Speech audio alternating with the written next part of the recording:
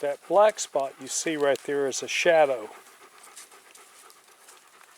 Let's see if the shadow will become larger.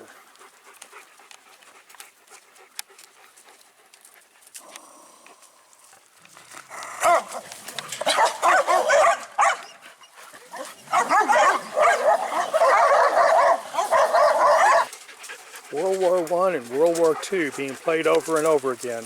We have a dog face and a foxhole coming out to fight. Dysfunctional of that. What we have here is a graphical representation of a bore which has been drilled using a deep rock drill.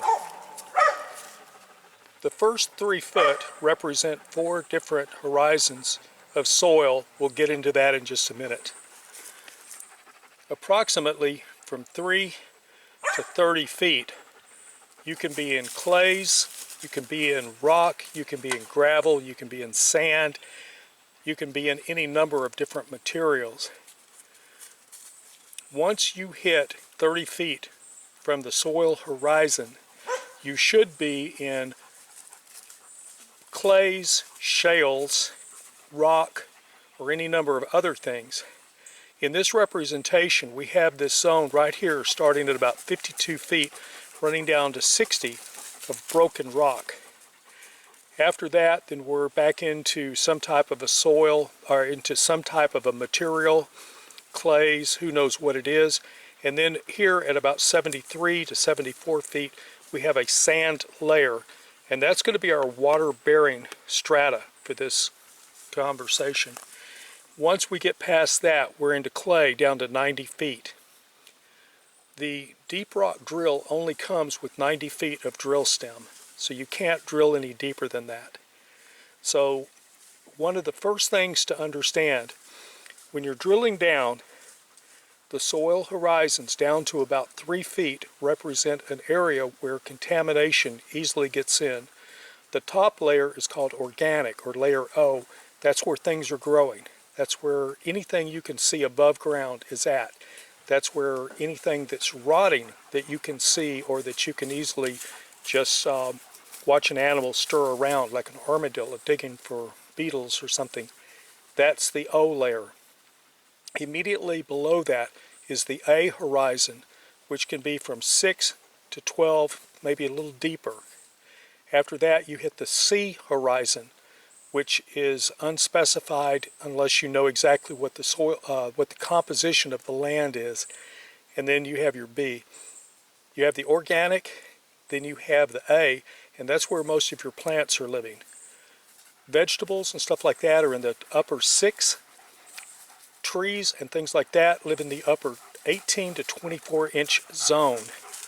And after that, then you're below most of the horizons that we're interested in right now. That is why when you seal a well, you want to seal it from ground level down as deep as you can, so that contamination cannot enter into the soil and then slide down. This opening before the stem is put, before the casing is put in, is a bore. Once the casing is in, the inside of the casing is called an annulus. But that prevents contamination from coming in and seeping down and going into your water layer and poisoning you. That contamination can be something from a septic leach field. It can be from the septic system where your house flushes and it goes in a city somewhere. It can be agricultural products such as animal waste. It can be herbicides, fertilizers, all kinds of stuff. So you want to seal that off.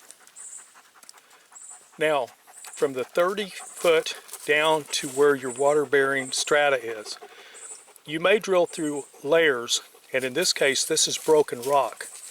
If you do not have a thick, viscous drilling fluid, 2 things happen. One, you cannot cause the cuttings, whether it's rock, sand, debris, it doesn't matter what it is.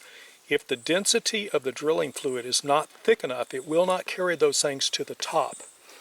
So when you're drilling, let me adjust this camera just a hair. When you're drilling, as your drill bit comes down, you want to flush those cuttings up and into a containment pit. And as you come down, now these numbers represent 10 feet each. But as you're drilling down, whenever it's time to change stem and add a length to it, you want to run your pump for about anywhere from 3 to 5 minutes for each layer, depending upon what you're drilling out, so that material will be flushed up and go into your pit where it will settle out.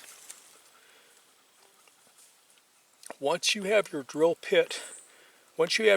down, if your viscous fluid has been thick enough, when you go into this broken rock, or if you go into a layer of gravel where there's no water, the clay, which I was using bentonite, the clay will go in and will produce a wall and seal that section up so that your drilling fluid doesn't go into there and you lose what's called circulation. That's the term.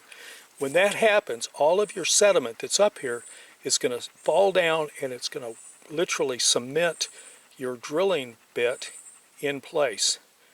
That's why you need to continue to run fluid down here until you've got all that out. Otherwise, when you stop the mud pump to put a new bit on, those particles are going to come down and they're going to literally just cover over your drill bit, then you're screwed. You can't get it out. When I drilled down, what I did was I went 3 minutes for every 10 feet. So when I drilled the first 10, I ran it for 3 minutes to get the cuttings out. When I went down to 20, I ran it for 6. When I went down to 30, I ran it for 18 minutes. When I reached 90, I think I ran it for 35 or 40 minutes to get all the cuttings out. Now, you have broken rock. You may have any number of other things in here.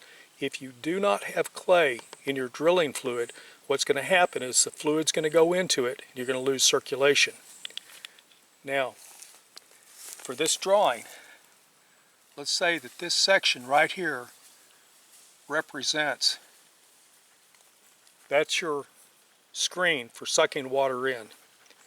A number 200 screen, stainless, will keep sand out. But the sand can also wall off your screen and greatly slow down the water flowing through there. In my research, and I'm not saying this is definitive, I'm saying this is what I read, they said do not put a screen in there that keeps all sand out. You want some stuff coming through so that when you put your, right here, this represents your rock on the outside of your screen, which the water from the sand layer is able to penetrate through. You want the water to go through here, and you want the sand to be flushed out of that rock. And it'll be pumped up through your pump. Yes, it does erode the pump slowly over time. That's a given. It's going to happen. There's no way to prevent it, and everybody knows that. But the sand will come in, the sand will continuously be flushed out, and as you develop the well, the water will get cleaner and cleaner, and it will flow better and better, because the sand in here will start to create sort of a void where less and less sand is coming through. Now that is not exactly what happens, but that is the way it was explained to me when I had my class. Now, sealing this material, what I do is I put a layer of rock above my screen with the assumption that this stuff is going to settle over time. This stuff will keep coming down. Then I fill up around the casing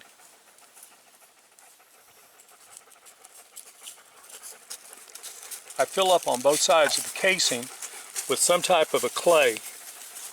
Sometimes from my pit, because I'm taking what was already there out and putting it back in. It's thoroughly mixed. And then the last, in Texas, state law says from 50 feet, which is right there, to the surface, it has to be sealed either with Portland or it has to be sealed with bentonite clay. I went with bentonite clay. The way you measure your depth so that you know that your rock pack down here is the right thickness is you take a tape measure. In this case, I'd need 100 foot, and I actually tied a wrench on there with a couple of wire ties so it would sink. And I measured down between the bore and the casing until it wouldn't go anymore, and I'd sit there and kind of fish on it a little bit, and then I would check my depth. When I had the rock layer that I needed, the rock screen, then I put 3 feet of fine sand in here. Masonry sand, I think is what it's called, into it. And then I took the cuttings and I filled up to the 50-foot level, and then I filled the rest of it up with bentonite clay. The bentonite clay expands, it makes a water impenetrable seal, and I sealed up my casing. And if it ever starts to dry, the water will come back in, expand it, seal it off. Now, let's talk about your pit. This is your cutting pit. Needs to be 1 meter squared. 3 feet by 3 feet by 3 feet. So,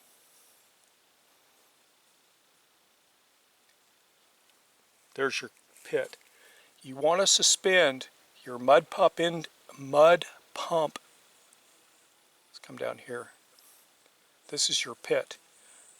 This is your intake right here for your mud pump. You want it just below the water line, but not on the bottom, so that you're not sucking up cuttings. You want a large pit with lots of water, so that when the stuff comes in, it will settle out before the fluid is pumped back up. Clay is extremely fine. It will be picked up. There's no way you're going to get the clay out of the water, and actually you don't want to, because what you want is you want the clay to be in here so that if you have broken rock or something else, it will seal it. I'll explain this one part, then I'm going to clear this board and we'll move to the next section. The Earth and the Moon have a relationship, gravitational pull, and as the Moon goes around the Earth, it pulls on the surface of the Earth as well as the ocean, and it causes fractures at different layers inside of this because the Earth is heaving. Now, you may not be able to detect it, but it's happening, and that's why you get these cracks in here, and that's where your fluid seals that up. That's why you want that clay. It will get into it, it'll seal it, and it'll prevent loss of fluid into this, loss of circulation, and all the solids that you have in here would then sink, catch your blade. Now let's move to the next section. What we have is we have our bore right here, we have our casing right down through the center, and then we have the screen at the bottom of this. We've put this in, and right now this bore is filled with drilling fluid. We've put our rock pack in right here. There's our rock pack. We have our layer of sand, which is to prevent the stuff that we backfill this with from going into the rock pack, so we don't wall off our screen. We have from 50 feet to the surface in Texas either bentonite clay or Portland concrete. All this right in here would be bentonite clay or Portland concrete. Now, the land should be at least 18 to 24 inches higher than the surrounding water in your area gets. If it is not, the water can come in and can flow down into the top of your well and contaminate your water-bearing strata. They make watertight seals for various size wells. I think the smallest that I've ever seen is a 4-inch casing that will actually weather seal against flooding. Where my water well is, it sits think almost 30 inches above grade because it's on a slope, and I excavated around like this, and so this side over here is a little bit higher, but there's no way for floodwaters to come in and reach this area because it's not going to happen. This area over here readily accepts water and drains it off. All right, so let's look at this, see what we got. Down here at the bottom is our screen. This is our rock pack. This is our 3 feet of coarse sand to prevent cuttings that we put back into the bore from coming down into the rock pack and sealing our screen. Then the last 50 feet is Portland or bentonite. But now that we have this, we have to develop this well. Developing the well is pumping all the water out of the space between the bore and the casing. You have to get all that water out. Used to be done, it was done by hand, and what you do is you would drop a long tube that had a one-way valve in the bottom, and you would drop it down, and then by rope you'd pull it up and dump it. And you do that continuously until you get all of the cutting fluid out of there. If you do not get the drilling fluid out, it will wall the aquifer off, and you will never get any water from your well. There is a way around it, and it's by pressuring the well up. It's not something that I'm even going to discuss here because of the possibility of either injury or death by doing this. What I recommend if you're going to develop a well is to use an airlift. So let's look at that real quick, then we'll get back to the rest of this drilling. Let's look at this drawing before we do anything. Out here somewhere was the bore, but the bore is now filled in and it's no longer part of anything that we care about. We only care about the drilling fluid that is suspended in this on both sides of the casing, and the drilling fluid which has come in through your screen and is up here somewhere. So let's say that the water level is right there. That's how high the water has come up inside your casing. This solid line that you see with the squiggly line around it represents an airlift, and I'm going to actually show you the one that I made that I actually used. There are some tables, and if I remember I will stick them into this video, that show you how much pressure you need to be pumping down in here in order to get a geyser effect. When you get enough air inside here, the air inside this, in my case, 1/2 inch PVC, exceeds the weight of the water, and it pushes it up and it shoots it out. I ran my airlift non-stop for 2 weeks before I started getting clearer water. That's how much dirt was down inside there that had to be pumped out. So once the well is developed, you'll start getting clearer water. But I used the airlift, as I said. Now what I used was a 250-pound compressor, and I believe my pressure was set at, I think it was set at 52 pounds. So it's flowing out from the compressor through the regulator at 52 psi. It comes down in here, and every 3 to 4 minutes it would build up enough of an air bubble inside of here to lift the water, and the water would go shooting out, and then water inside here under the pressure here would force its way into this 1/2 inch riser, this 1/2 inch stem, and it would fill up, and then the bubbles would start coming in, and eventually I'd produce a big enough air bubble under enough pressure to get the water to eject as a geyser. And that took all of the cuttings out of my stuff, so I'm producing clean water. Now let's look at the actual piping that I used to build this and discuss that. This is the actual airlift that I used. This thing is designed so I can push 1/4 inch poly pipe down inside here, and then when I press this, then I can get it out. This poly pipe comes down and it has a loop right down here, and I drilled a hole straight into the pipe, and then I angled it back. I just took the drill and angled it back and cut a groove inside here. Now this pipe comes down and it comes back up to just short of this joint.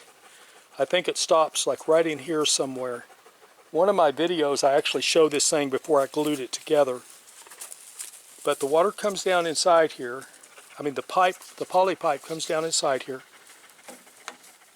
It comes back up, and when it produces the geyser effect, it pushes all of the water that is above where this air is compressing into it, and it pushes it to the top.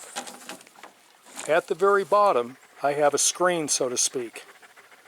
The purpose of this screen is to hold this off of the bottom so that water can